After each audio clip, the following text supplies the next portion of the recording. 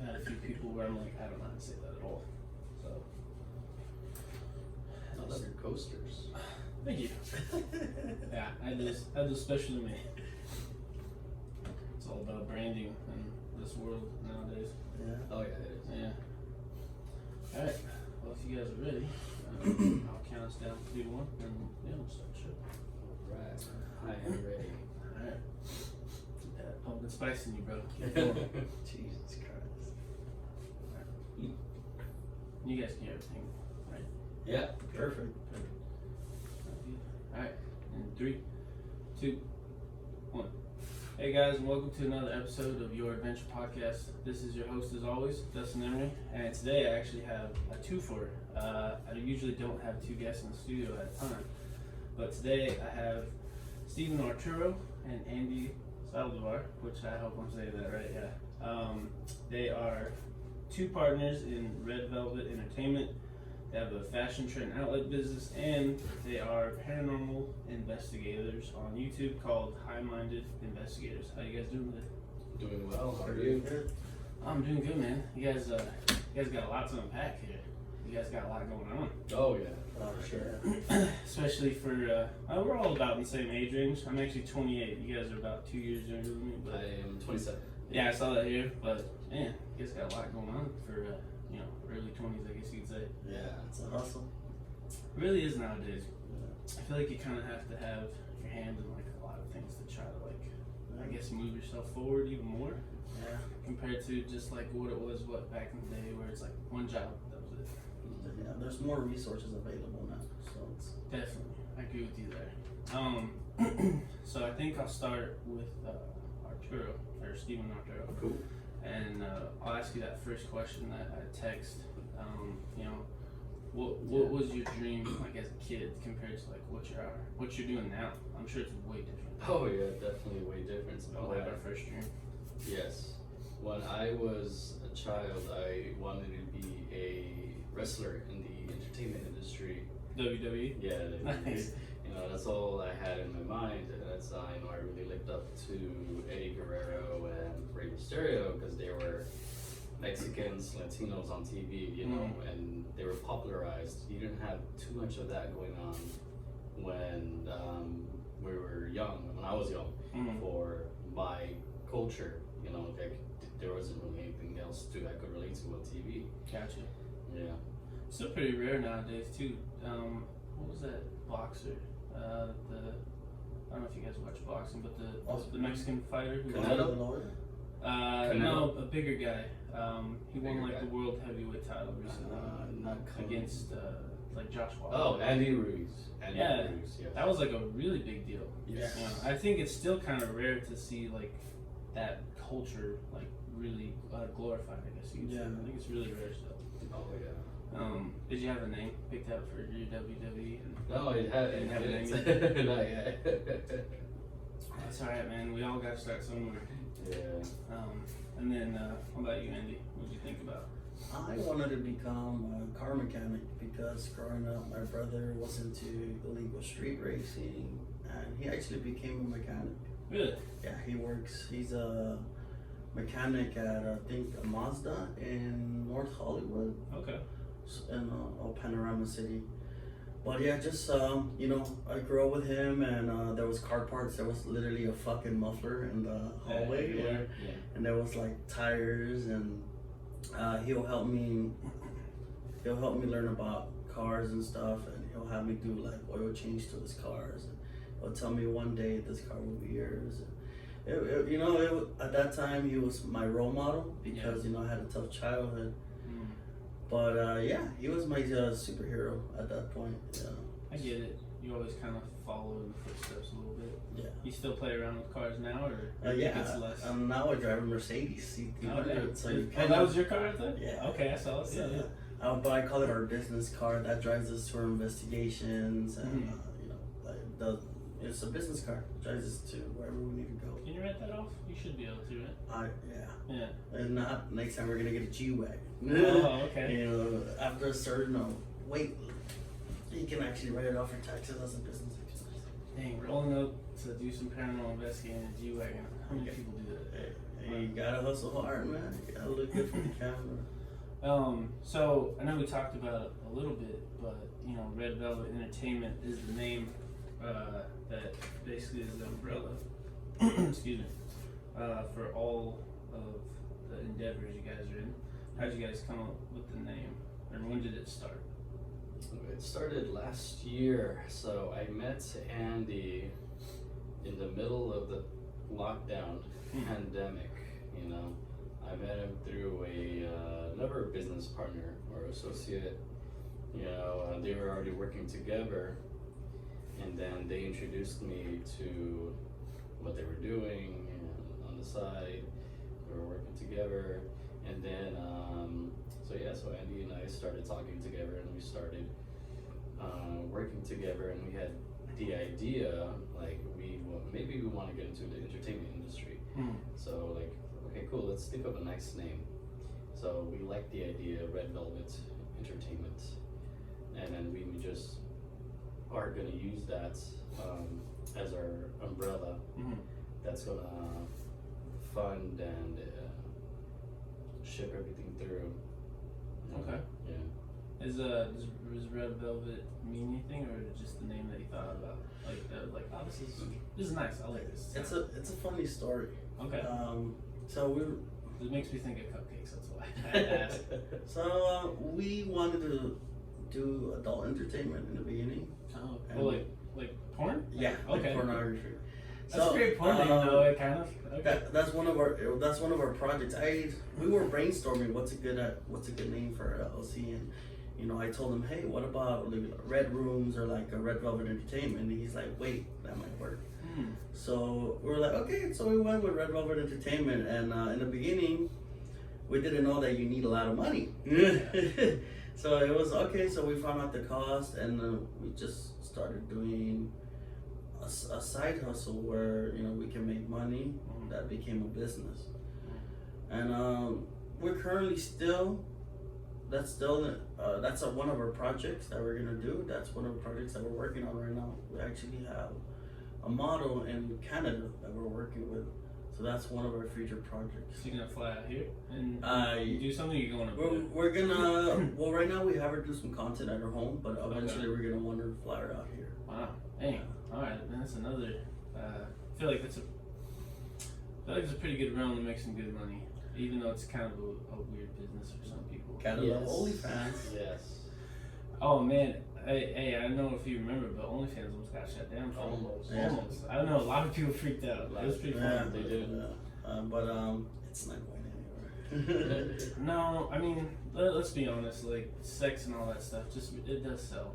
It sells just like water and food. Yeah, and we're human, so that kind of stuff is just it's natural. You want it, it's weird. We call it awesome. You call it awesome? No, we call it awesome. Oh, okay. Red Velvet Entertainment, pornography is awesome. Okay. Hey, that's a good way to start, man. Well, man, we'll have to talk about that whenever it happens. But so I know you mentioned that you have a side hustle that funds Red Velvet Entertainment. Is this the fashion trend outlet that you're talking about? Yes. So how did that start? So I started business with this friend. His name, I won't say his name, Okay. but it's Arturo's friend. I met him through one of my friends. Mm. So in the beginning of 2020, I went through a breakup. I broke up with my son's mom, and me and another friend wanted to become DJs. Oh, wow. So through there, we set it up a DJ room where we practiced to be DJs in a house in Rolling Heights. So from there, I met one of their other friends, and me and him, we had the same ideas. So long story short, we made $130K in 8 months. Wow. Just selling stuff online. That's really impressive. It's fucking crazy. Yeah. You're waking up at Nobody makes that in a year. Dude, imagine waking up at 12 noon and you wake up to your phone and it says you made $10,000 while you were sleeping. That's pretty great. That's fucking great. I don't even do that now. We thought we found a cheat code. Yeah. But when legalities get into play, and you're not on top of your paperwork and working your taxes and credit card and APRs, shit gets away from you. So sadly, that current company we had went bankrupt. Okay. But when that was happening, I got to know Arturo, and then we started making. Arturo, me and That's when it turned around. Yeah, me and Arturo have really strong chemistry. I felt like I know the guy for a long time. We're like brothers. And you guys have only known each other for literally a year now. Yeah, you said lockdown, Steven, right? Yeah, Dang. we met during the lockdown. It's weird how sometimes you click with someone like right away. Yeah. It's odd. And we just stick together like glue, man, glue. And we're very like-minded individuals, and we do believe in one thing, and that's success. You know, there's a lot of doubters in their lives where they say that we're not gonna be anything when we grow up. I get it.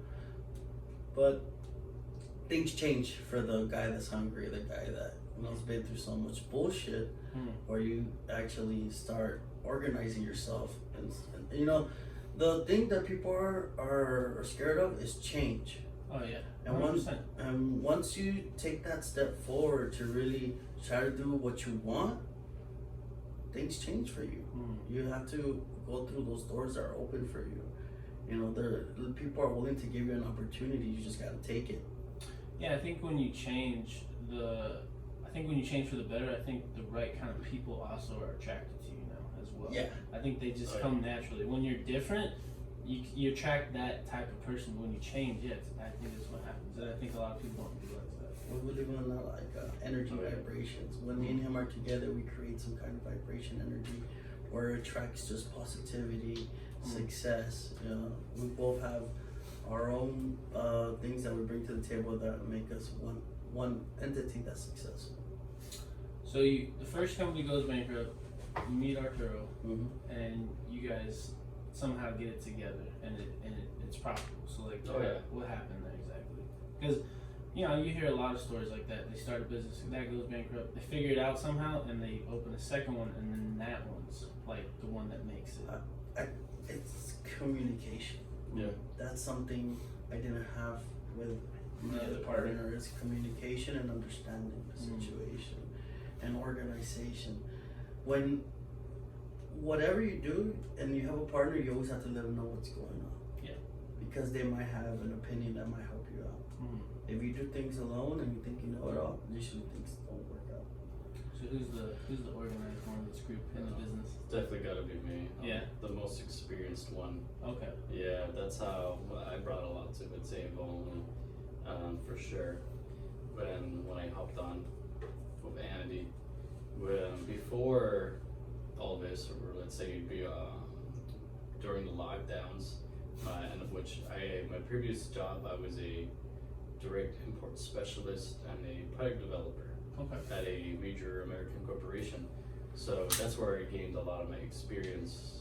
And over there, obviously, when you're in a corporation, they have different standards. Yeah. Very professional standards. And I just took that, put it into play, implemented into our company, and so far it's working out amazing, really well. And that's exactly how you want to establish a company, a structure. It's been gold. And dang, for you left that job, right? Yes. Dang, for you to leave it too, that's also like ballsy, because a lot of people aren't willing to do that. That's what makes us different, is you're taking that step that scares you, that not knowing what's a stable income. There's a lot of things you can do now that are side gigs that you can make money off and make more money than your regular job. So I'm the creative one. I'm the guy that you think is crazy, but he makes a lot of sense. Okay. I mean, you haven't said anything crazy so far, so I think you're good. He's not making sense. Okay. Maybe that's true. That's so when I talk to people, a lot of people don't listen. Arturo was the one that listens. And when he listens and analyzes what I'm saying, it makes sense.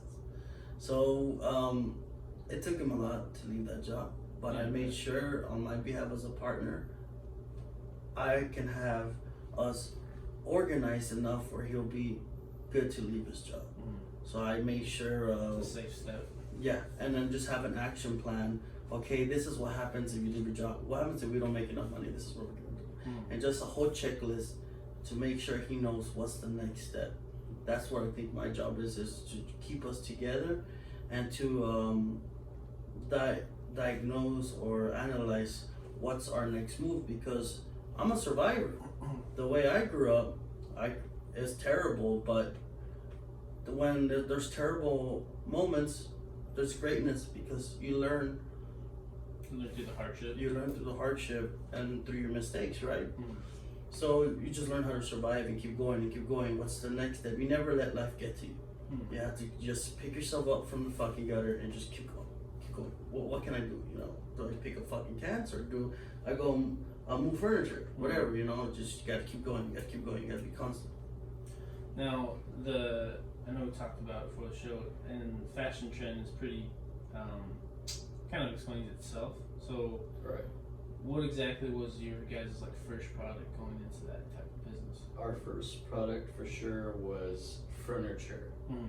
You know, that's I wouldn't call it our first, but we did play around at first to see Like what you could do? Yeah, what can we do? What sells the most on the market? And then after throwing up playing around with some different products, we realized furniture sells all year round and quicker compared to other stuff like tools, simple soaps. You know, people will always buy furniture, and furniture costs more, brings in more revenue.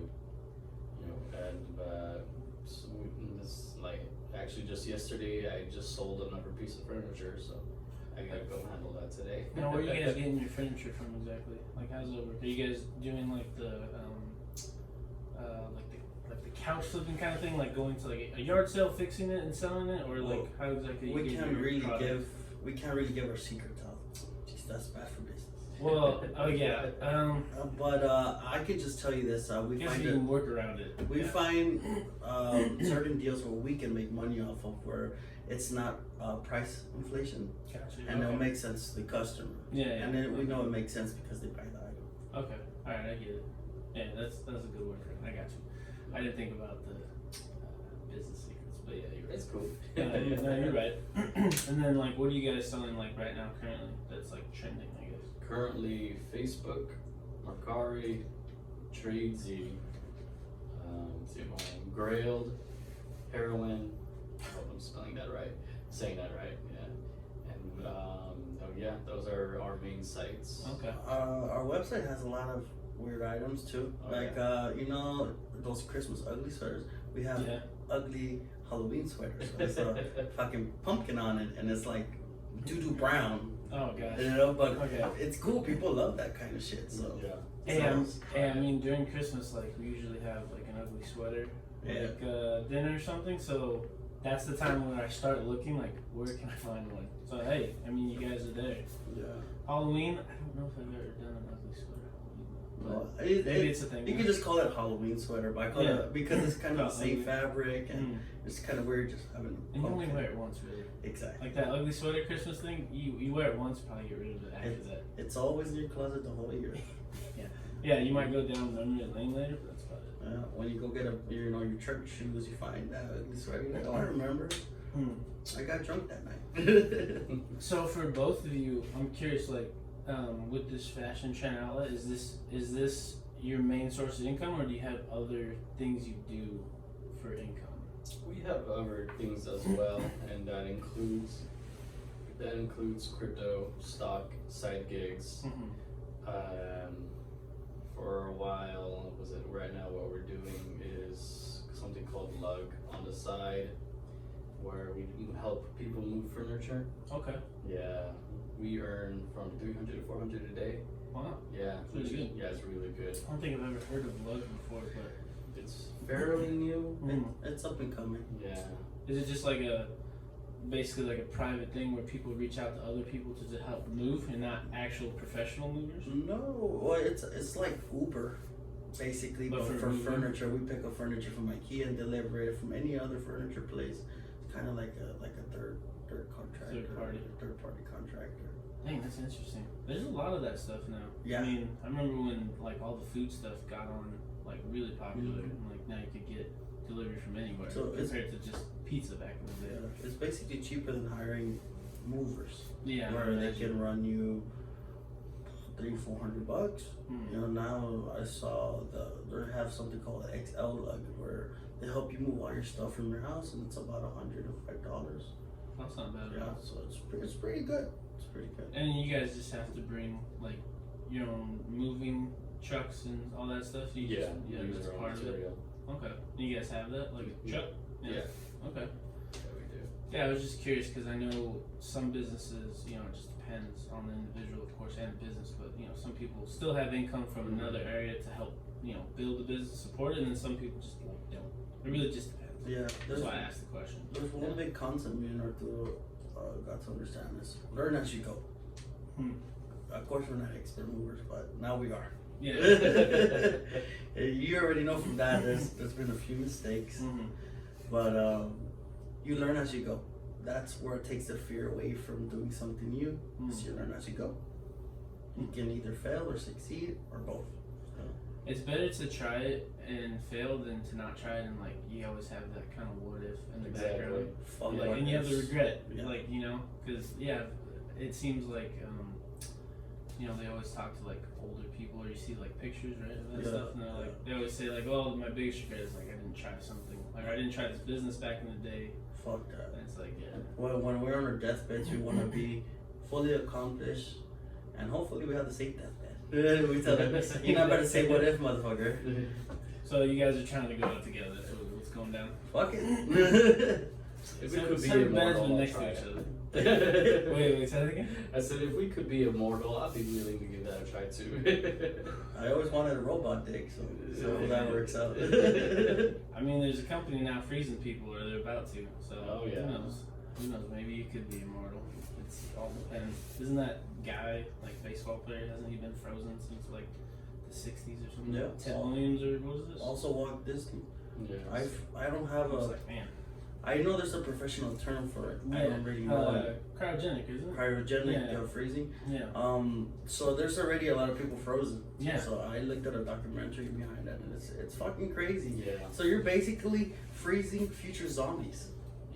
Yeah, I mean, you hope you come out as normal if, like, it's possible, right? But I don't know, man. It seems Or the zombie plague. the zombie.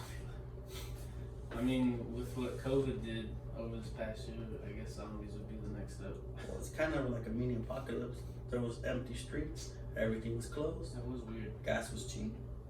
Hey, but you guys took, you know, like, I think not the higher road, it's not the right words, but like, you guys found something positive out of 2020, which I wish a lot of other people would have done, but it seems like a lot of people just took it the negative way. Like, you guys were able to connect with each other, form like this business, all in a year where everyone was basically talking about how like life is over, like Yeah. we can't do anything, we can't start anything, we can't make money. But you guys turned it around. Like, I wish more people would have done that. Yeah, we adapted. We saw the situation and realized what can we do to survive.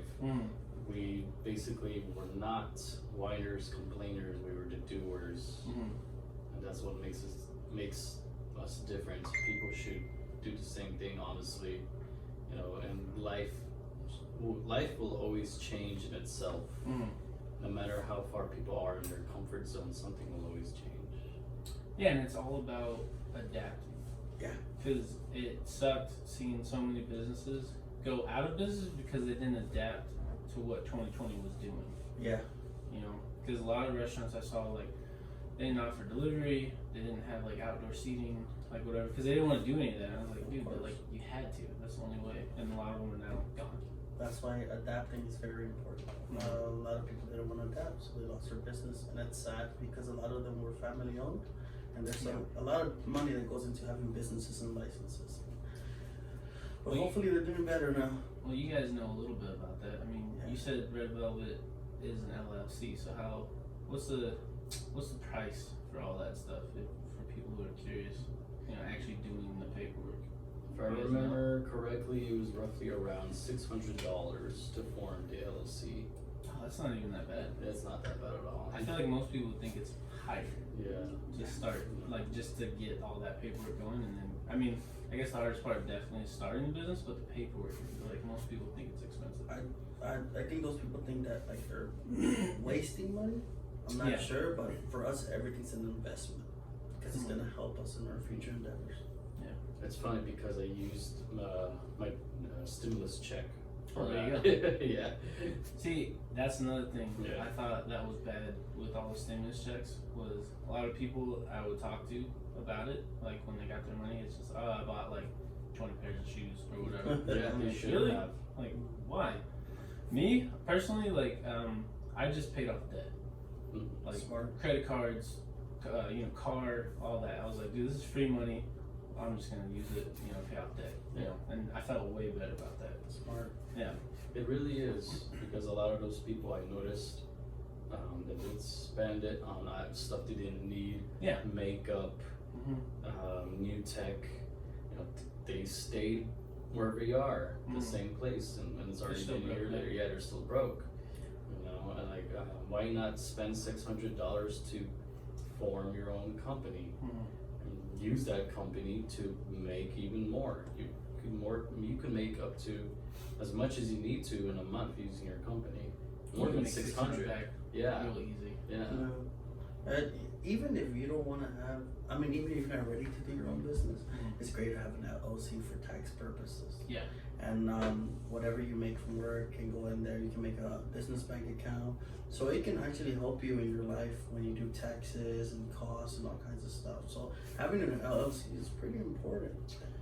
Being business owners, do you guys feel that it's weird that a lot of people attack businesses on the fact that there's like somewhat what they call tax loopholes for them?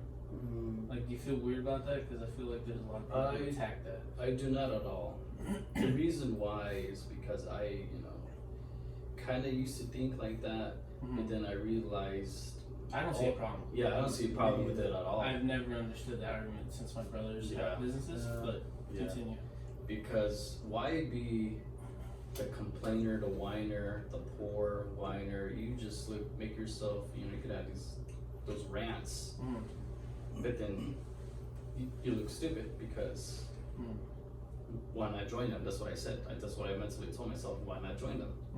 Because what is it? They're living a better life. They basically can own whatever they want. As a business owner, you could be creative with your company. You could do so much, and it looks like a happy life. Yeah. And I'm like, why not join them? Why be the person at the bottom of the pit who looks up and is angry? Like, if you're angry, that means to change your life. Why stay there? Doesn't make sense. Those tax loopholes are great. Yeah. They're great. The way I see it is like, if it's there, why not use it? Yeah. Like, why complain about it? Like, you can't get rid of it. It's there, so just use it if you can. Like, I know not everybody can start their business or start a business. I get it, depending on circumstances. But if it's there and you can, do it. You can take it day by day. Yeah. That's what we do. There's a lot of things that come in the way sometimes, but we just take it day by day.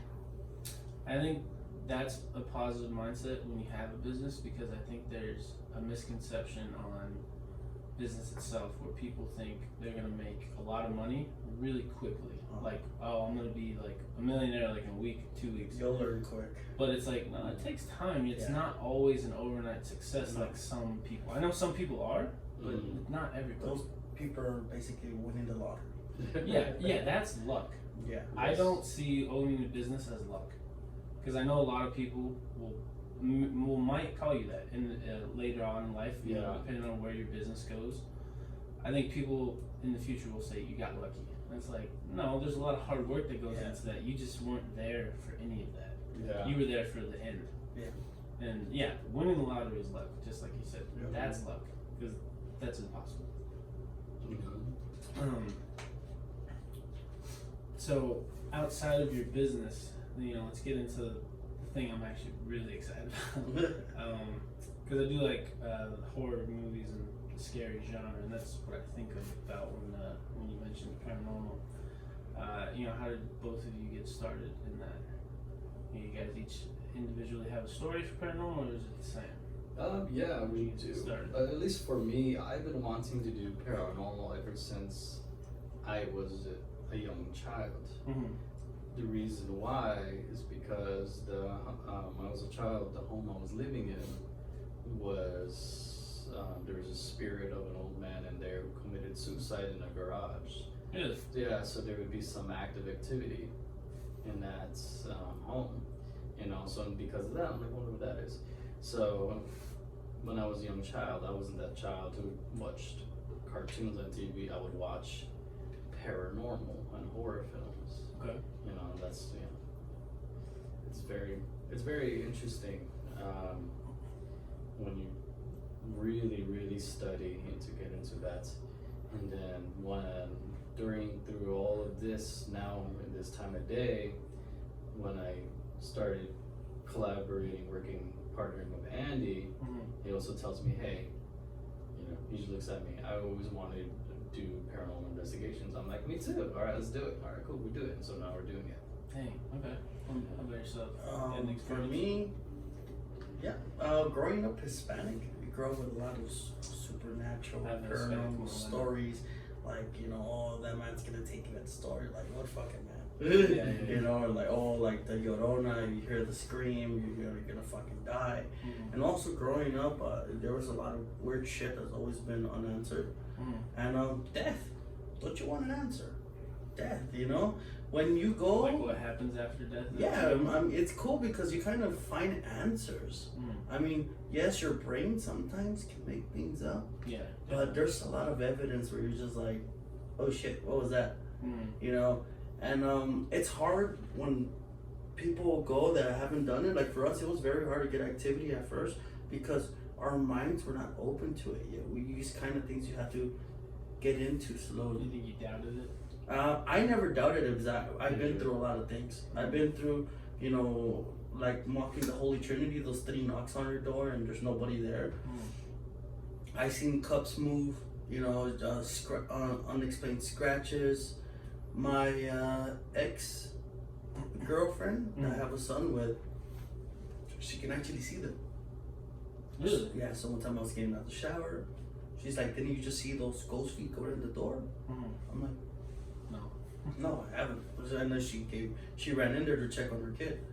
So it's the unknown that really, you know, fascinates. You know, just knowing that you're hunting for answers, and you know, there's a little adrenaline rush that feels really good when you do this. There's a little what? Adrenaline rush. Oh, I can imagine. Yeah, so it's cool because then it's like a natural history lesson too. A lot of these places are fucking haunted. They have a big backstory. You know, they're landmarks basically. So you kind of get to know a lot of the natural history of where you're at, you know, what you're investigating. So you guys decided to do this, like, what's your first step into, like, diving into that world exactly? Equipment. Yeah, the equipment. Make sure you know the equipment, you know how much it costs. Buy the right equipment, try not to cheap out. You know, we learned a lot through our equipment. It's definitely was, I feel like it was a gamble during the beginning because we would buy something and we're like, it doesn't work, or we don't know how it works, or like, we bought a bunch of cameras, GoPros, and they were just terrible. Like, you didn't catch like the right footage you were looking for? Yeah, I heard like there was no lighting, or it was choppy. The resolution was too low. Yeah, we had many equipment issues in the beginning. Okay. Yeah. We actually found out, you were talking about earlier about fancy camera equipment. We use our iPhones. You use your iPhones, really? Yes. To do your investigations? Is it better? It's way The better. iPhones are really great cameras. Yeah, really good camera. Even though it's a cell phone, I So, don't think it's enough love. You go to our YouTube channel, High-Minded Investigators. I forget to subscribe. Yeah, I have you guys pulled up here, and there's a few that I'm interested in. It's pretty clear camera footage, and that's all shot by iPhone. Wow. So, thank you, Apple. Yeah. They saved us a $10,000 bill. Steve Jobs did something right, giving the world a camera on phone. Honestly, it was great. You know, whatever they're doing over there, they're doing it good. And you see TikTokers, YouTubers nowadays, they also just use iPhone. You see it in their videos, just iPhone. One day we'll have professional equipment. Yeah. But right now it's not necessary. Right now, yeah. It's not necessary. Right now, you guys are just in the building stage. Exactly. Now, what was your first, I guess, like activity or like your first outing adventure? Our first for paranormal outing or investigation. Yeah, like you got all the equipment, and now it's time to like or whatever equipment you had at the time. Now it's time to like go record something, go try it, and look at something. You mean like a professional investigation or like one of our pilots? Yeah, let's start with the pilot. Like your first investigation, like what happened? What was it was the suicide bridge in Pasadena. Yeah, it's called the Colorado Street Bridge. Okay. And it has more than 100 reported suicide deaths jumping from the bridge. Wow. And let me tell you this right now, the place is haunted. It's we have caught so much activity there. We're actually part of a East LA Paranormal group page on Facebook. Okay. And we actually we did a tour. We never thought we were gonna do fucking tours. You did a tour we of the bridge? With we the did people, a tour of the bridge with the people in the group chat, with that group. Wow. Yeah, so that we actually became tour. We did a tour, so it was cool because when we're there, we know we wanted to do this because we were getting actual activity and people were getting fucking scared. And when you say activity, like what is activity? So like voices, I've seen a lot of shows. Voices through the spirit box. So the spirit box has a frequency reader where it goes through channels, right? Okay. And usually you're supposed to get white noise. So at that point, we remove the antenna so we don't pick up any radio channels, right? So we don't get any other voices that don't belong there. And then we will get actual voices and we will ask questions and we'll get a response. Now we also had an EMF reader, so that usually when the spirit manifests itself, it's Yeah, I saw you have like this. To me, the equipment you're holding in your hand right now looks like a Geiger counter. Is that correct? I don't know. What exactly is that piece of equipment called? So that's an EMF reader. EMF reader reads electrical waves. Electrical waves. Your phone. It's gonna. So it can pick up your battery signals and all kinds of stuff. Anything with electricity. So when the spirit The higher the better. Yeah, the higher the better. Usually when it turns red, it's something's touching it. Oh, okay. So I see the lights kind of flashing. Okay. yeah. So when that's how it can tell us that either there's an electrical source near, but if it's not close to the source, it doesn't go. It's kind of weak where it won't pick up things far away. It has to be literally on it. Like what's the range? Is there a range? Maybe a few inches. Oh, okay. Unless the energy source is strong. Like if you're in a hotel room and there's like AC units on top of you. For example, insulation sucks. For example, like when I get close to your soundboard, you see it'll go up to yellow. Oh yeah, you're right. Okay. All right, I see how it works then. And then we just got a new addition, Dowsing Rods. We got a tape recorder, and also sometimes when we catch activity, it's not with these tools. Our audio from our camera will catch them. And we don't hear it until we look back at the footage. And you're like, oh crap. Yeah. Yeah, Okay. Usually when you start going back through your footage, you start picking up a lot of strange voices and noises, and it's not coming from anywhere.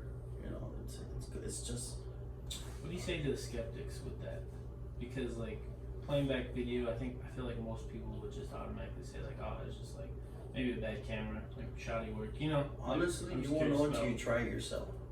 You have to go investigate yourself. But usually a lot of these things are true, are real. It's crazy. So you do the suicide bridge, you do a tour, which wow, that's pretty impressive. Starting off like on a pilot. What happened exactly up there? Like, what kind of activity did you get on your first outing?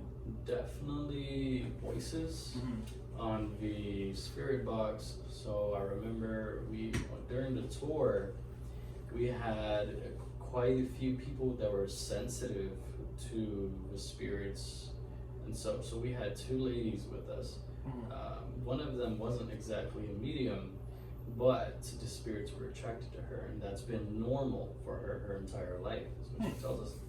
So when we handed her the spirit box, she began having a intelligent, cooperative conversation with one of the spirits that was there.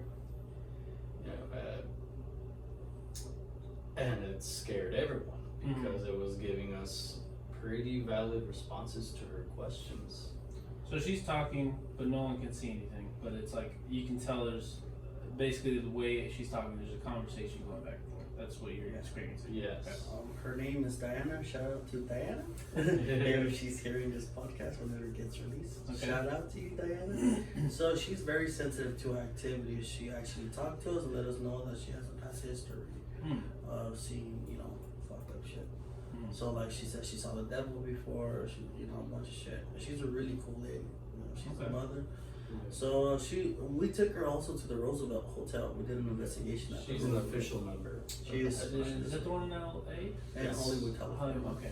Yeah. It's smack down right in the same spot where the Walk of Fame is at. It's Yeah. across the street. Okay. So that episode was crazy. That's when we had her go into the restroom, where usually the activity, it was known for a lot of activity happening in the restroom. She was drawn to the restroom anyways. Okay. So there was something pulling her in. And she just starts crying on the floor. She's bawling out crying. But before that, remember, she was drawn to her restroom when I was there in the hotel room. But later that day, we go downstairs, and she, whatever reason, she got drawn into another person that was sensitive. We believe it was a gypsy. We called, during that night, we were calling her a gypsy witch. Okay. Because she was saying things that only a close person would know to Deanna. So she confused Deanna, scared Deanna. But when I had this on the episode on YouTube, she was telling Deanna that there were spirits in the restroom in the room that you're staying at. There was no way this gypsy could have known that. She was never in our room. We never told her why we were there. We never told her that we're investigating their paranormal. So for this woman to randomly come up to her and say, "Hey, there's spirits in your restroom that in the hotel you're staying at," Which is odd. yeah, it's just really weird. And then that's when later on during the night, that's when we decide, okay, we're gonna do a little session in the restroom. Put up cameras, here's a spirit box, and yeah, so whatever happened in the restroom, we have also on video in the episode.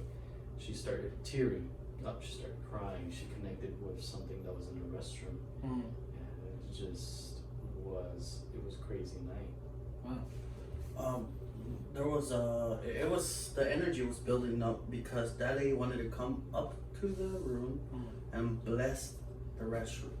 And Diana kept telling us, "I don't want her up here. I don't feel comfortable. I feel like she's evil." So she was inside the restroom, and things are building up, and we hear a knock on the door. When we hear a knock on the door, Diana starts bawling up and crying, and we find out it's the witch. Okay. She came up. She found out where we were at.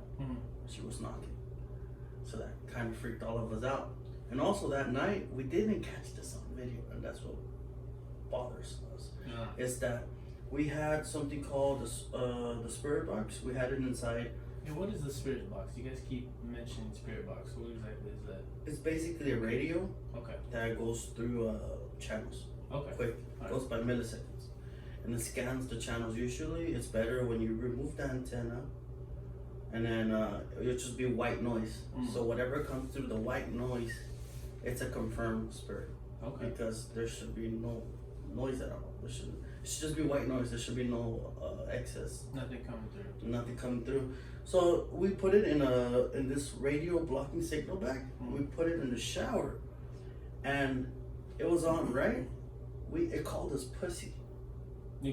It called us pussy. Okay. And we already know that's nothing external because on the radio you can't say the word pussy unless you say pussy cat. Oh, okay. But this thing said pussy, and that's all it said. And it fits with the situation because when it said that, that's when we took Deanna out of the restroom, and then we put the guys in there. It wanted to talk to Deanna.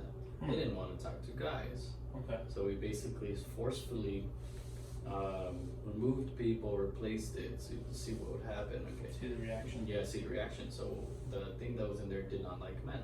And then it got angry. So that's what it seemed like. And then the word pussy came out, which obviously can't be said on radio. Okay. That's why you didn't have it on video, or you couldn't. We were just not recording, so we were setting everything up. Oh, Just- okay. it was So this something- happened like in the moment. Yeah. You're not ready. The restroom was like, it was like 4 of us in there, so we Yeah. all heard it, but there was no cameras rolling, so we were just like, yeah. Some of the best activity is not recorded. I feel like that always happens, right? Or Yeah. it just seems like in like some of the shows that I've watched. I'm sure you guys watch other paranormal shows yourself, but like, yeah, it seems like when they talk about like the episode later, maybe somehow they was like, yeah, we missed something on video that was like really great. We weren't ready, weren't set up, whatever it may be. Now, how exactly are you getting into like a lot of these locations? I know we talked a little bit before we started the show, but for the listeners, like, how exactly are you getting into these locations? So Now, the bridge was probably like normal, right? You Yeah, just it's go open to the yourself. public. Yeah. It's open. But some of these hotels, like, how are you getting in exactly?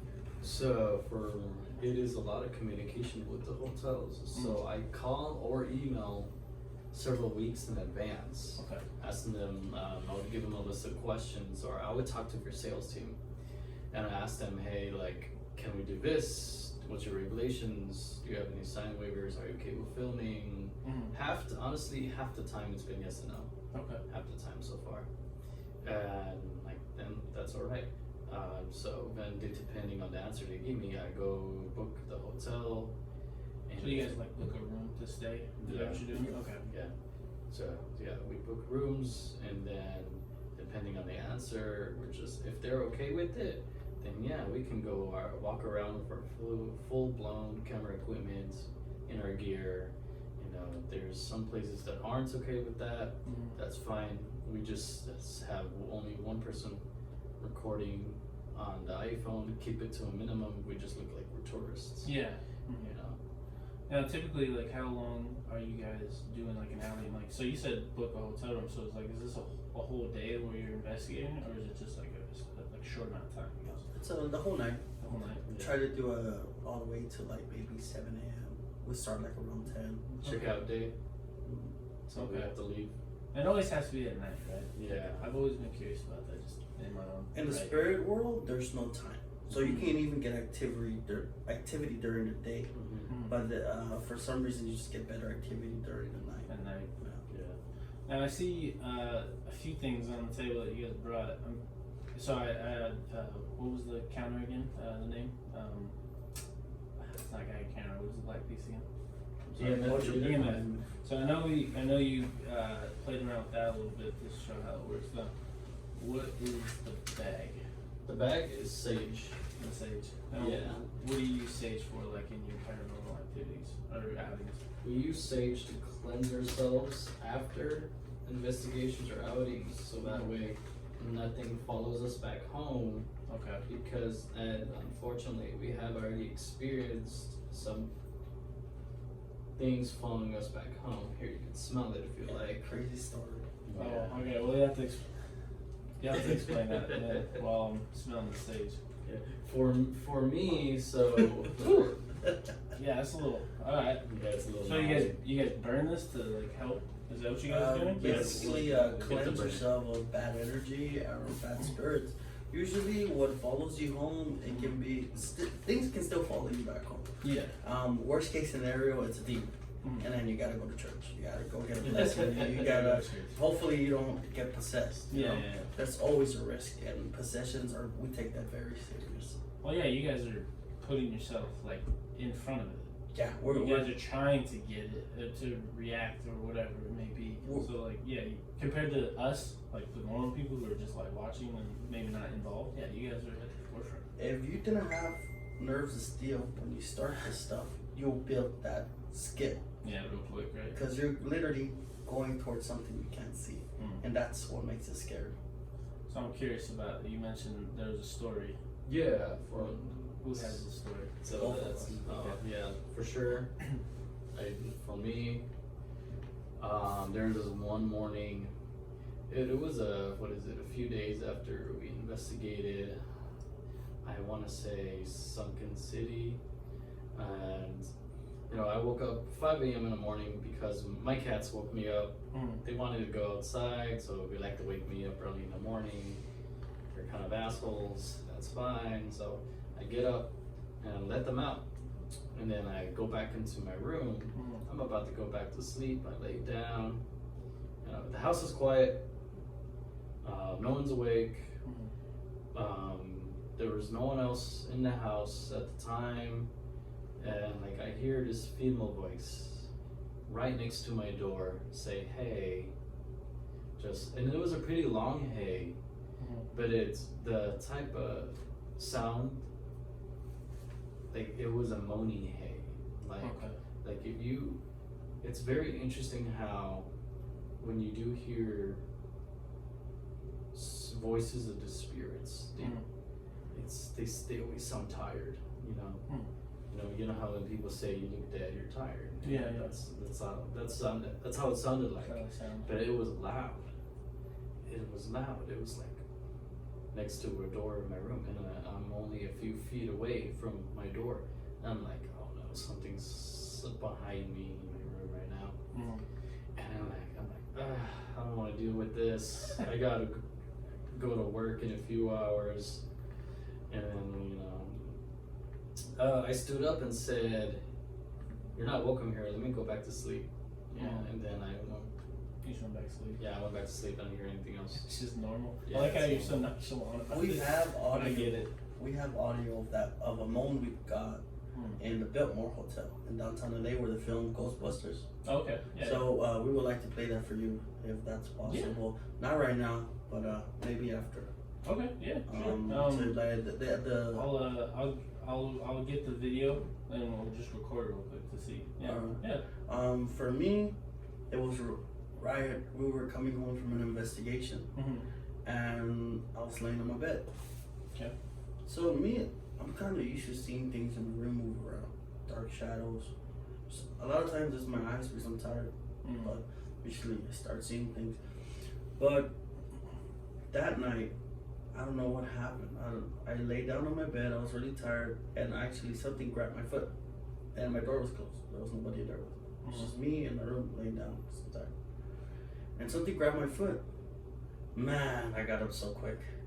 I never got out of the bed so fast. And it was it was crazy. It kind of confirmed to me that. And that was just the experience, and that was it. It's just that experience. And I was awake for like an hour or two, and I went back to sleep. Nothing ever happened again. Never. So you guys definitely take precautions in trying to like keep yourself disconnected. We try. Yeah. Besides sage, is there like anything else you guys try to do to like cleanse yourself? Like you said. They say to always wear protection. There could be crosses. You guys wear crosses. I always have my gold Jesus piece with me. Okay. I was gonna bring it today, but I couldn't find it. And then also you gotta talk to them. Yeah. You gotta spirits. Yeah, you gotta be dominant. You gotta tell them, hey, you're not allowed to go back with me to the home. You have to stay here. You're not allowed to follow us anywhere. Usually that works. Yeah. Usually. Usually that works. I mean, it's kind of funny when you put it that way, but I don't know a lot about the spirit world, but okay. Now, what is, I'm going to say that looks like a bone on the table. What is that? Yeah, it's a human rib. That is a huge bone. So I have people freaking out now. What is it exactly? It is a bone. Okay. It's a rib. Oh, it is a rib bone? Yes, it's a rib. Of what? A rib bone of what? I can't tell you. Oh, gosh. Mysteries. Oh, man. Okay, so you have a rib bone. Now, what is the significance of this? It helps with our sessions when we do Ouija boards. Okay. So it honestly does depend on the spirit. So if you poke around shamanism and witchcraft, bones are very commonly used to attract or call upon spirits. Okay. And that's normal. Would you like to touch it? I don't know. I'm not sure. Now wait. I'm curious. Where the heck did you get a rib bone? So there's this one day I was in Mexico, I believe it was the beaches in Ensenada, and then I'm walking around on the beach, and then I look down and I'm just like, that is a big bone. It's just on the beach. Yeah, it's just on the beach. Yeah. So somebody. So I picked it up. Somebody got killed out there and washed up on shore years later. It's Mexico. Yeah, I was gonna say. That's what I mean. That's what I thought of. Well, it's Mexico, so I guess it's not too surprising. But somebody washed up there years. Somebody owed money. Unfortunately, that's fairly common out there. It makes for a great souvenir. Yeah. I mean, it's definitely a story now. That's why I had to ask. I was like, I don't know what that is, but I was like, I feel like it's a bone. But I'm gonna let them. Man, let me just tell you, Forensic Files has nothing on And us. then, what is the white box that you have on the table? I think you were talking about that earlier. But I'm not So those are called dowsing rods. So they're made out of 100% copper. Okay. So dowsing rods were actually used a long time ago to find water sources. Mm-hmm. So Yeah. they were not used as a paranormal tool. They were used as to find water sources for people to get water. Okay. So these dowsing rods are very big in the paranormal community because they help you contact. Usually, when the spirit you ask the spirit a question and you know you're getting activity that something's in the room, you ask a question. Mm-hmm. You know, if there's somebody in here with us, cross the rods, yes. Break them apart, no. And usually you'll get a response. Okay. Yeah. You see, the way it's built, it's very Very sensitive. very sensitive. So you have to really hold it in place. Okay. But because of the material, the metal material, it allows for energy to manifest on it. The type of metal. And you said if it crosses, it's a yes. If it doesn't, it's a no. Well, Which is it? Depends the question you're asking. Okay. And it depends what way you want it to answer. Okay. The idea I is get that the rods are supposed to move on their own. Okay. Where I'm not moving the rods, no one else except for an invisible force. Okay. So we make sure that no windows are open, no AC units are on. Nothing that could affect it, like from the elements. We try to be as accurate as we can. I get you. You know, that as anybody, you always want to have credibility. No, of course, because and definitely, I feel like most people would go right down that road. Like, oh, like I'm sure the window's open, like something pushed it, or he's pushing it, like whatever. You know, a lot of people would basically put it into the category of like, oh, it's like magic or something. Yeah. You know, there's some kind of trickery, right? Yeah. So I understand, and that's good that you guys are trying to be like as accurate as possible. Because, like you said, it's credibility. It's just credibility, and at the end of the day, what's gonna set us apart is, hey, we're not fucking around. You know, we're here, literally giving ourselves to the spirits. You know, just by interacting with them. Now, besides the equipment and getting into places, like what is your biggest hurdle doing your paranormal investigations? Like, do you have people who don't support you in it, or like what's your biggest struggle you think you deal with, especially for your own mental health? You know, because that's so important. You gotta keep that strong. I'm not gonna say names here, but just That's fine. just finding the right crew members, because this is once you're actually in motion and doing stuff, a lot of times people don't want to participate anymore. Because once shit starts getting real, Then you get freaked out. you get freaked the fuck out. Yeah. So it's kind of like they go in with that like macho mentality, like I can do this, and then something happens. And Yeah. So it's over. Yeah. Gotcha. And then they do something that ruins the footage. Oh. So it's happened multiple times. Like that your camera and the footage is gone, or like how exactly? What do you mean? Could be many different things. They could be like talking when they're not supposed to be talking, or they do something. They basically do something on footage that Ruins the taste. disrupts the take. Like you're in action. When we're investigating, it's supposed to be sit down, quiet. Everyone has to stay quiet. Take your time. No sounds. You know, and ask the right questions. Stuff like that. But there's many different things. I think that would be the hardest to stay quiet. Yeah, it is. Especially for that, like since you are investigating for so long, that's a long period of time to like try to be as quiet as possible. Yeah. I can imagine that. But usually when people are talking like you and me, something can happen. Yeah. Where you catch a voice on audio That's what and you guys are talking at the same time. So it's kind of hard to explain what that voice is, because our voices are contaminating the video. Yeah, it's contradicting basically itself. And you guys do a lot of editing after, or We is have- it just like shot for shot and that's it? Like, No, there's a lot of editing that happens. We have our editor. His name is Brandon. He does a good job so far. Mm. But yeah. Yes, I saw. I'm looking at your page right now. Like, saw like one of your longest episodes right now. It looks like about 42 minutes. And that was what, maybe like an 8-hour outing into 42 minutes. Yeah. Whew. Yeah, it's definitely a lot of editing. Yeah. It's a lot of editing. Because I'm sure there's some parts that are just not important, right? Like you just cut it. Yeah. Mm-hmm.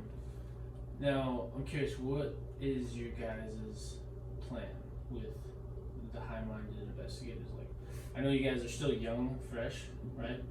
But I'm sure you guys have thought about the future, like where you want this thing to go. Because I mean, you guys have the Red Velvet Entertainment, so that's that's your LLC. Put everything under an umbrella. You have your business, and you have this now. So like, what is the long-term like idea or goal for this? Generally, the high-minded investigators is not just paranormal. We're travel journalists, and so we also have 2 videos that are gonna come out about the 626 night market. We went to go interview Vloggers, basically. Yeah, so we're basically that's one of our Journalism channels. So and then we went to the LA State Fair.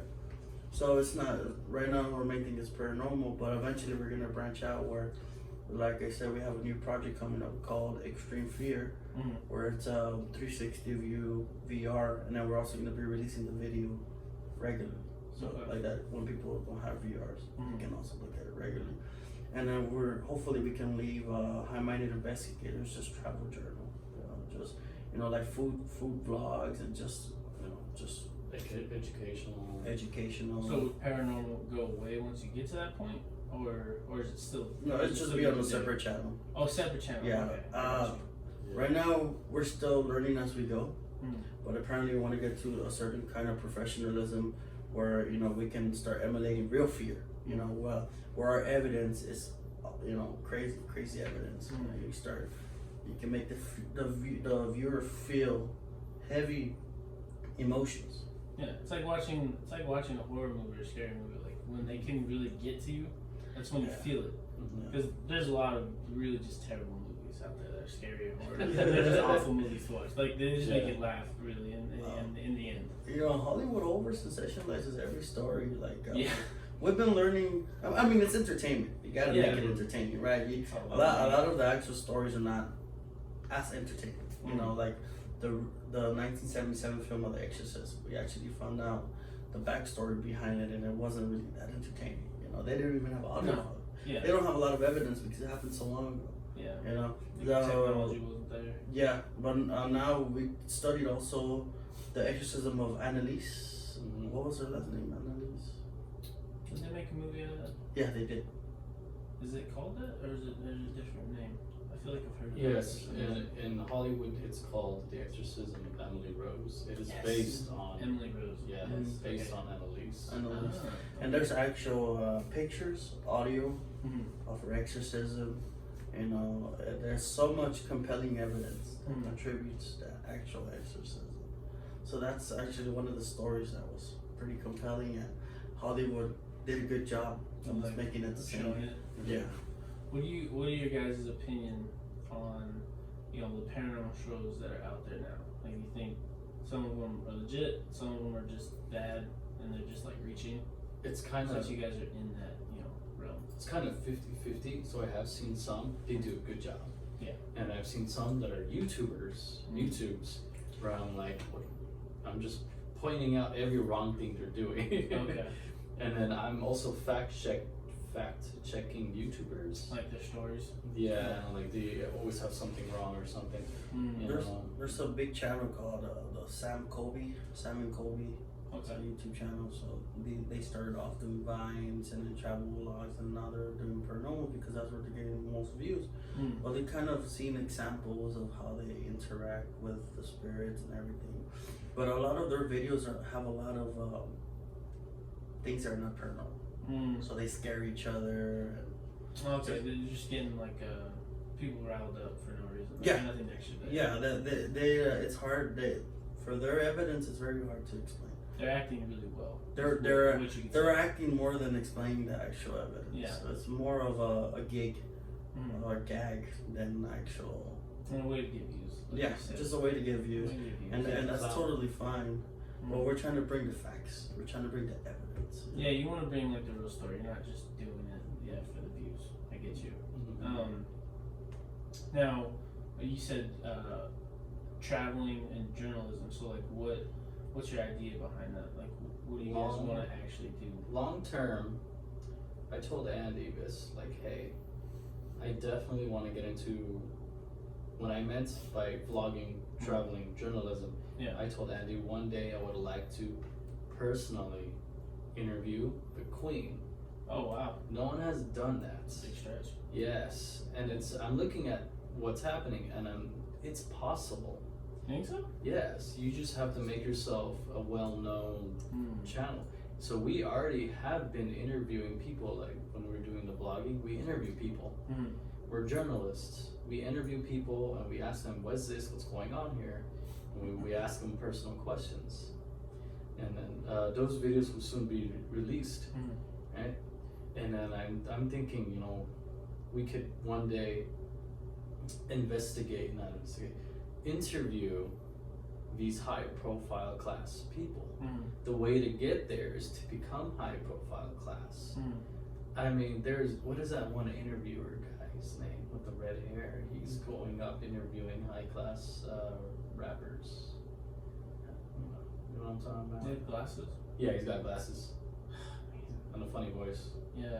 Oh. And he knows like a lot of stuff about them that normally isn't out. There, yeah. I know who you're talking about, but I can't remember. Me his too. name. He has He's got like curly hair too. he has a video of him giving Little Uzi Vert a Rob Zombie poster, and Little Uzi Vert does a funny sound. I can't remember the dude's name. I know who you're talking about though. But see, that's proof, an example that it's possible. You just have to make yourself out there, be well-known journalist, interviewer for the entertainment industry, and then once, imagine that, if you can get an interview with the Queen, the people are gonna go nuts. Yeah, I don't even know what I would ask you. What would you ask you?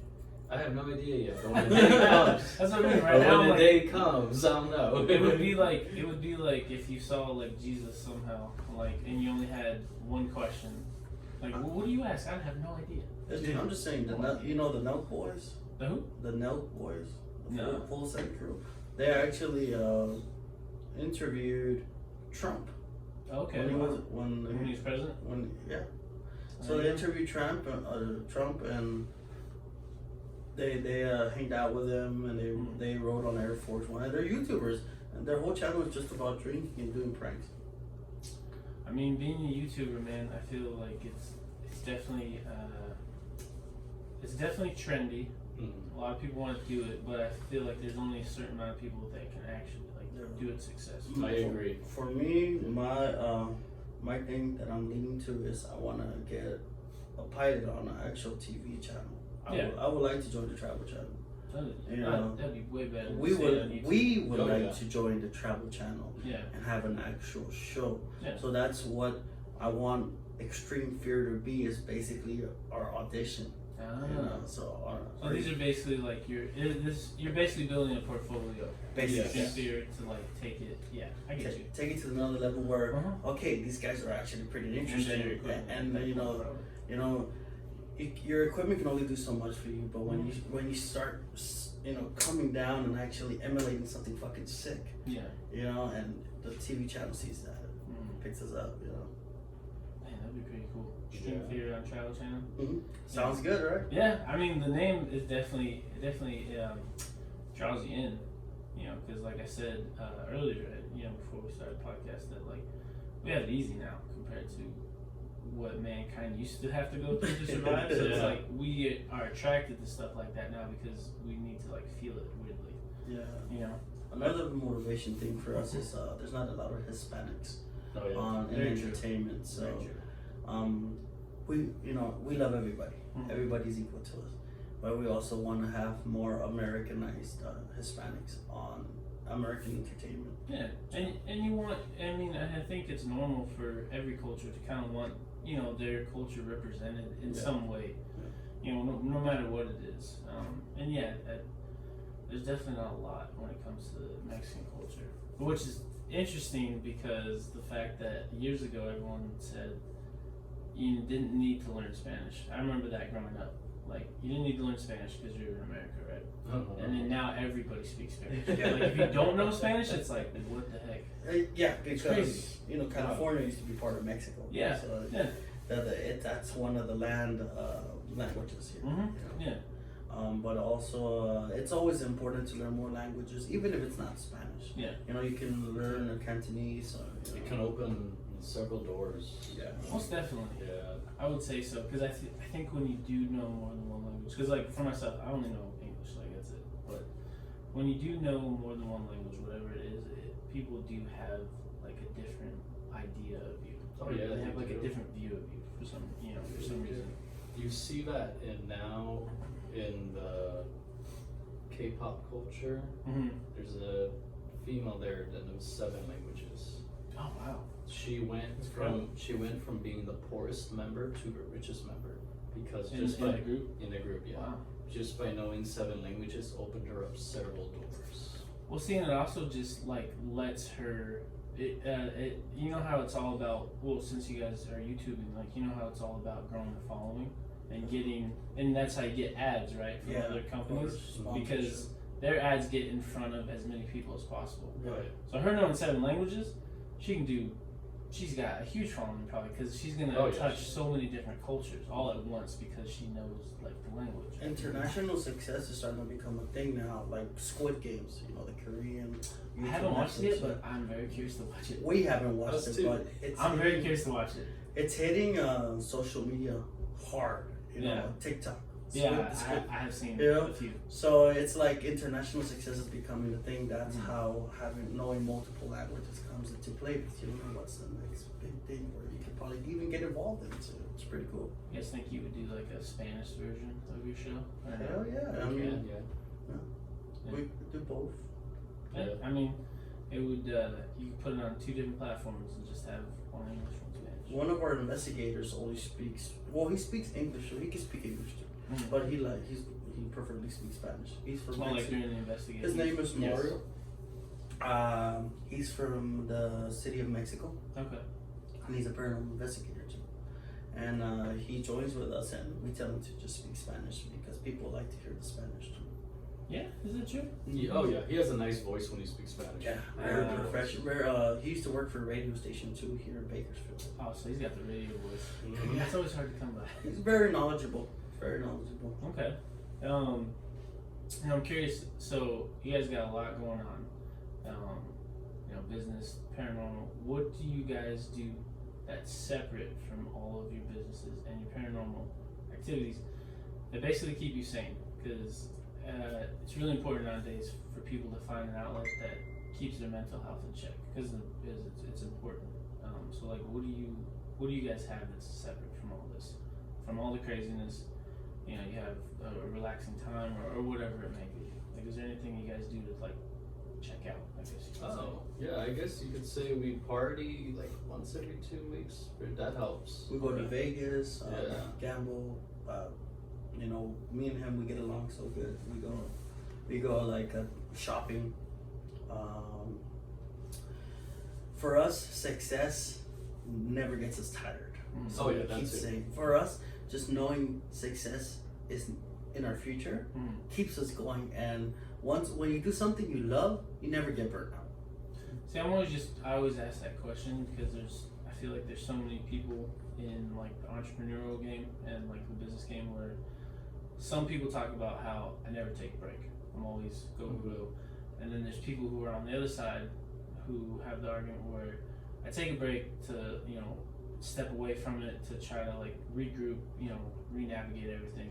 And they feel better, and then the other side doesn't do that, but they feel better that way. So that's why I asked the question, because everyone has different, perspectives. We do a good job balancing. Yeah, I would say balance the both. What I tell Andy is that it's important to every now and then and sit down and think about where you are now, what you're doing, Is this the right thing? Is this what do I need to do? Do a life check. Yeah. That's what I say. Sit down and do a life check real quick. You know, and so yeah, like you said, we kind of balance it all out. For example, it's October. We're definitely gonna party for Halloween. You know, we do go to Vegas every now and then. You know, we take mental breaks. Mental break is important because you have to refresh the mind and spirits. You know, and because if you don't take that refreshment or that rest, it's kind of like saying you've been awake for 24 hours. Yeah. If a person's awake for 24 hours, they're not functioning. No, not properly. Yeah, not properly. So imagine just working 1 week straight, all you do is sleep, eat, and work 1 week straight. Eventually, that person is going to become down or negative, or some way be affected. You're depressed somehow. Yeah. So it's important to take, you know, even if it's just one day, one lazy day out of the week. I read that scientifically works one lazy day a week, and like that's fine. Do what you love, hobbies. Take going exercise or a hobby that you love. For me, that'd be a rest day. A rest day. Yeah. Okay. Yeah, I always ask the question because, like I said, there's two different arguments all the time.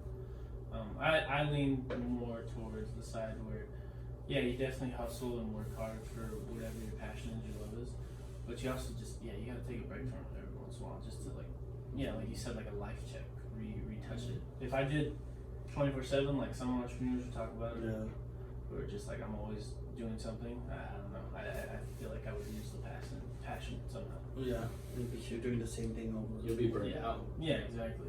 So I definitely on that side. We do a good job. We know when to say no. And we both agree on the same terms when to say no. And that's very important. And that's good that you guys have the connection and communication, because normally friends who go into business together, it doesn't work out. It's very hard sometimes. You know? I think that's what also separates us, is that we didn't start off as friends technically. True. Yeah. That's true. You guys became friends through it. That's true. Yeah, we became business Partners first and then friends second. Yeah. You know, I met him last year. Yeah, that's crazy. Yeah. You guys have done a lot in 1 year of knowing each other. Yeah, and now he lives with me. I gave him a roof over his head in my house. And then every day we're doing something. It's interesting how like a perfect stranger in a way can really like just change your life altogether, and some people don't realize that.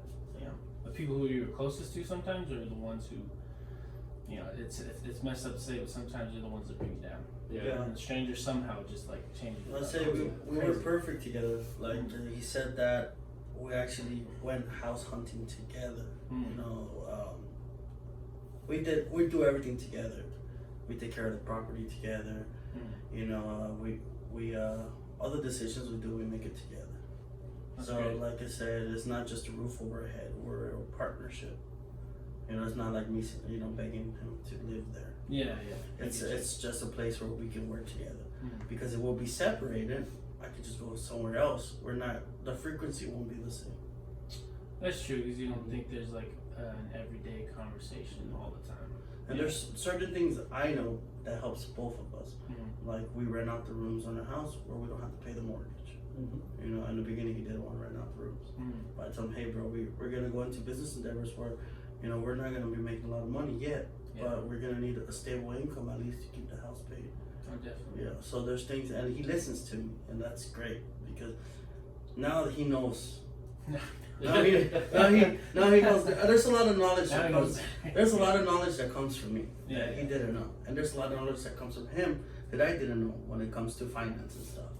So, like I said, I'm a survivor, so I make sure I always do the thing to keep me up and not be homeless and to do this, you know. So I teach him that. There's a lot of things he didn't know. And then I taught him, and there's things like, he's a finance guru. He knows how to save money. It's definitely hard for a lot of people. Yeah, so he taught me that where, hey bro, maybe you don't need that. Maybe you don't need this Red Bull. Maybe you don't need this Monster. he lectures me a lot on, to save your money, It's funny how those little things add up. Oh, it does. Right? Yeah, especially like, I remember buying coffee like every day. Yeah. And like, at the end of the month, I was like, I spent how much on coffee every day? Like, Yeah. ridiculous. And sometimes I remind him too, because saving money can be stressful. I tell him, hey bro, just relax. Let's go get something to eat. Yeah. He like, okay, and then he has a good time. Yeah, sometimes you have to. It's weird to say, but like sometimes you have to spend money just a little bit. Chill for a little bit. Yeah. Just for a little Not bit. be so stressed. Yeah. It's kind of funny how that works. You're trying to save some money all the time, but then there's a moment where you're like, I gotta spend it. Yeah. Now this last question is, you guys can either answer it individually or together, or we could, I guess, do an umbrella question. So the last question, which I did send you in the text, was about what does success mean to you. So you could each have an individual idea of what success means to you, and then you could have a group answer to what, since you guys have so many endeavors, you could have what does success mean to you. You can do both. It's really up to you guys. I guess 'Cause I know everyone has different perspectives on that. I would say it's kind of both. I have an individual and a group answer. I mean, so there's a personal thing for me. Yeah, for me, it's success is when I'm able to retire my mom. Oh, okay. She came into this country, as an immigrant, hardworking woman, as a single mother of 3. So she sacrificed a lot. So for me personally, at least for me, success is retiring her. And from one day, I could tell my mom, "Hey, you don't have to work again ever again. You could go back. You could stay here, or you could move back to Mexico. Do whatever you want. But you're free. Yeah, but you're free. And then Andy and I do have our own plans when it comes to success. We want to be at the top of the game, 1%, being the 1%. Him and I, that's what success is.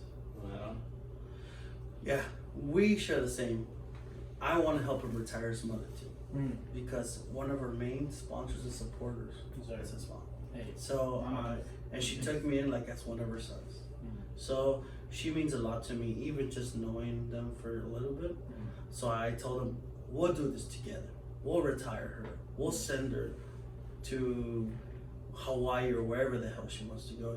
We'll help her retire because she's been a mother to me too. It's hard with my past. It's pretty tough. But yeah, that is success, helping others. And then also as a group, it's just knowing that we got successful doing what we wanted. That's one big thing is we're successful because we applied ourselves and we did something that we both wanted to do. Yeah, That's you took very your own important. path. You took your own path. And we do believe in manifestation. You're the creator of your own destiny. And that's what I preach to it. Because in the beginning, we didn't really understand manifestation. Because working on a corporate background, you don't really think about manifestation. No, and it sounds weird, but like you're part of the machine. Yeah. And that's what's taught. That's what's normal. But he's the one that broke away. Because I was preaching to him all those ones. Hey, and the same thing. You gotta break away. I commend you though, because at least you were preaching like the right thing. Yeah. Because I don't like the people who preach about like success and like I can help you do this, and then it ends up just being like it's really just a flop. Like it doesn't work, or they don't actually have like an actual good game plan put together for it. You know this what I mean? would not work out if it was just one of us. And we both understand that. If I'm not here, it's not going to work out for him. Yeah. If he's not there, it's not going to work out for me. So we're an equal partnership. So when we say, why are you guys so successful? We always answer because we work together. You have the support. Yeah, no one is greater than the other. We all work the same, and we respect each other. And when you're in a partnership, respect is big. Oh yeah. They're like they say, don't talk back to each other. We joke around. We curse, but at the end of the day, we both know we don't mean it. Like, you know, Yeah. it's an insult. It's brotherly love, basically. It's fun jabs, I get it. Yeah, but there's you know, there's mutual respect. Mhm. There is mutual respect between us where we can work together, and you know, maybe there's certain things like if something bothers us, we won't say to each other that it can be offensive. Mm. You know, so it's just mutual respect, basically. Well, I think you guys have the winning formula here, you know, for your partnership, and you guys got a lot going on, but it's pretty exciting, and I'm happy you were able to come on the show and actually Thank you for share. the invite. Yeah, it's interesting how we got connected, but hey, that's how the world works, you know. It's connections. It's crazy how Destiny. it works. Destiny. All right, we'll go with destiny. I like that. It's a powerful word, but yeah. Actually, I believe, you know, after the lockdowns of the pandemic, I believe that there was a huge shift in the universe. Because if you notice now, more than ever, there's a lot more millionaires, billionaires being made. After the pandemic, a lot of That's a good point. changed their life, had a different life perspective after being locked down and stuck in their home. I think it's because they were locked down, stuck in their home. They weren't working anymore, so now they had to come up with like, how do I survive? Yeah. Like, how do I change my circumstance? Because now there's no income because I'm not working because of the pandemic. So what do I do? Survival is the key, but the more successful you get, it changes meaning. You know what I'm saying? So you cannot, Survival's the beginning. yeah, You survival. want to get out. And you know the worst thing you can do is make yourself a victim. Because when you're a victim, your mind is closed to a lot of things. Yeah. You gotta learn how to live, and that's one of my ex-girlfriends told me. Andy, one day you gotta stop surviving and you gotta live your life. Good point. And now that we're doing this makes so much fucking sense. That's what I hate. She's making so much fucking sense. It's not until you change it and you do it when you realize that everybody who's saying that is right. You're like, damn. Yeah. But at the time, you're like, no, it's not right. But yeah, it applies to our current life and to our future, where your survival is good. It's always gonna be there. Yeah. But to learning how to live in the moment too, it's very important. I agree. Couldn't have said it better. Well, is there anything you guys want to plug before we end the show? Because I know you guys got a lot. Anything you guys want to say? Follow us on YouTube at I-Minded Investigator. I-Minded Investigator. Also our TikTok and Instagram. Oh, there you go. And then you can visit fashiontrenoutlets.com. For whatever your heart desires on that website. Who knows what's there? But alright, well, I want to thank you guys for joining me, and we'll do a few little video things that I was curious about since you mentioned it. But guys, thank you for joining in today's episode of Your Adventure Podcast. Remember that life is an adventure, so make sure that you live it on your own terms. How's that, guys? All right, thank you. Good.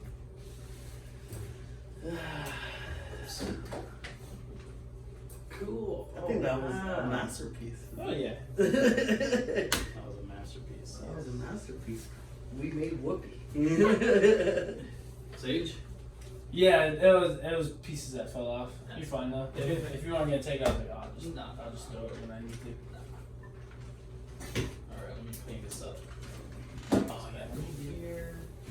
Yeah, you just rotate it back down. Let's see. Oh, cool.